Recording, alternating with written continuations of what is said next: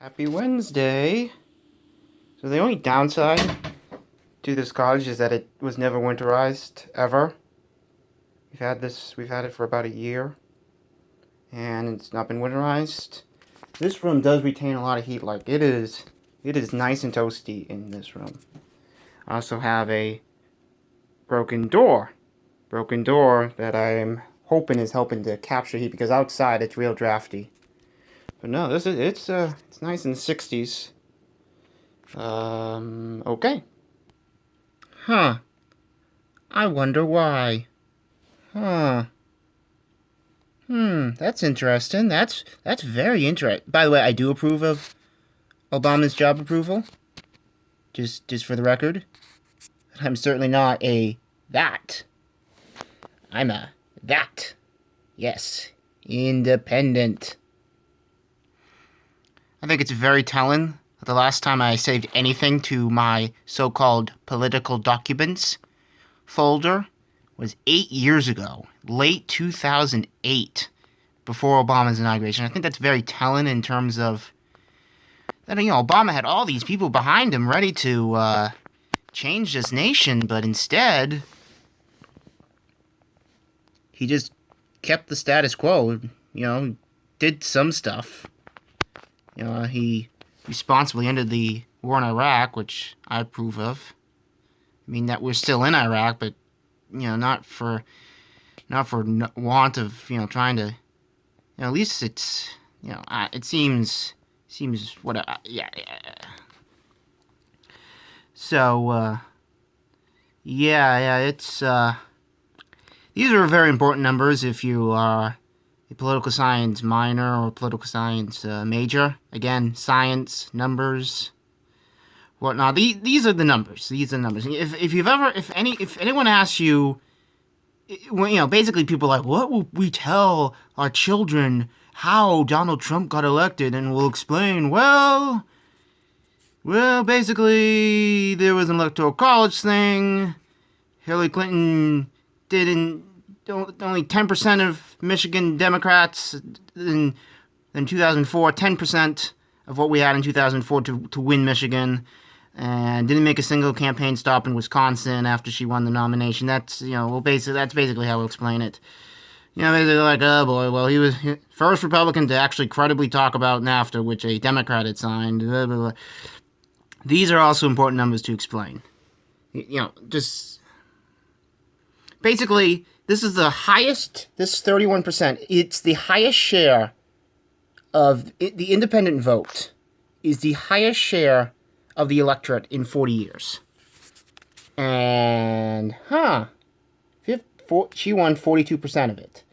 Not enough to win a tight race where it comes down to swing states like the Rust Belt. And this is basically it's just like everyone was like, what about all those never-Trumpers? Yeah, but there were also, it's like 11% more Democrats. 10%, there were 10% of people who defected from the Republican Party. However, there's still that double digit of Democrats who will not vote for the nominee. So, you just want to, when the time comes to actually explaining what happened to future generations, it's like, how did we let that guy, blah, blah, blah. It's like, we'll also explain that, also, this is, Barack Obama. But yeah, it's still 10% of Democrats voted for McCain, only 9% of Republicans voted for Obama. So, but this is, oh boy, look at this. 52% of, I believe these are all, you can easily look these up on Wikipedia, and they're all pretty much what we have. But you see, 29%, it was the same percentage in 2012, right? Yeah, 29%. But yeah.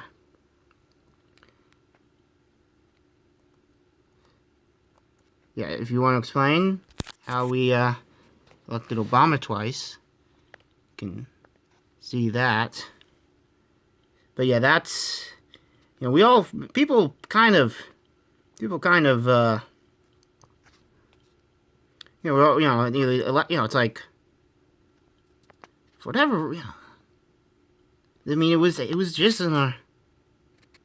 It was because they were known. I think you can explain this why the numbers went down between these elections, because these were kind of known that Obama and Romney were known commodities. Romney had won in 2008. Obama obviously had 4 years of experience. So thus the parties are polarized. There are fewer Democrat. This is what it looks like. Believe me, I've gone back into when they started doing this. Was in 1952, the Gallup poll. If you ever want to explain, be like, hey, look at this.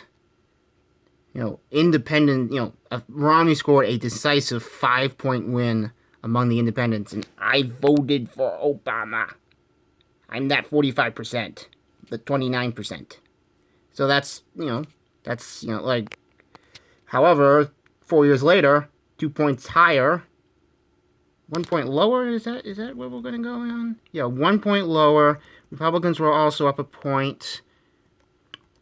So fewer Democrats voted, a fewer share. That's the important thing. Like, they're the same, but there was a fewer share. Like the old Democrats died off.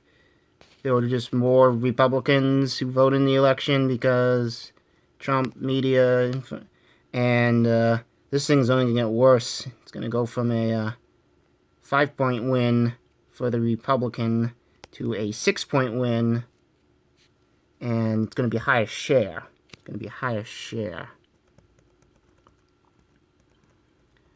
And, so again, yeah. So basically, the Democratic standard bearer lost a full 10 points among independents. That's one thing you can say to, if we ever want to explain to our children what happened, how did Donald Trump happen? What? Yep, because that number is still holding steady, 11%. I mean, this was 12 years ago, but I just always go to this. It's like, if anyone, this is why this election was one of the closest of our lifetime. Look at that, 37, rounding out by 26. And yes, this makes sense that independent voters would reject Bush by 2 points, but still, that's why it was so close, because this contingent was so split. Because, Bush, 2000. 48, 46, surprising. 48, Bush got 48% of the vote, and this, I still don't believe in the Nader. I mean, it was a four-way race, and they got the votes. Nominees have to win the votes, and Nader won 2%, 1%. It just, yeah. These are, this is the thing. This is the thing with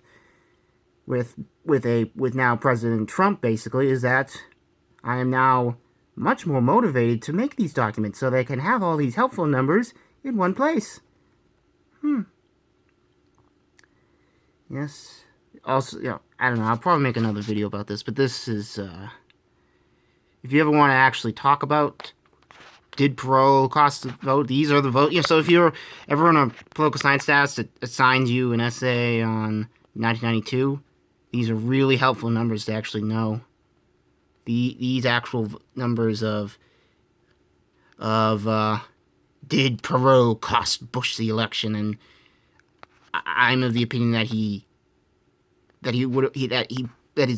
probably would have hurt Clinton more than Bush, but because it's these nominees, these candidates, their jobs is to get votes from the other guys, and these are the numbers that they pulled off. So I think I'm going to end here, get it under 10 minutes. Hope that this will help. If you're a political science student, these are invaluable numbers. So happy Vlogmas, everyone, even though I know it's past Christmas now, but see you in the new year.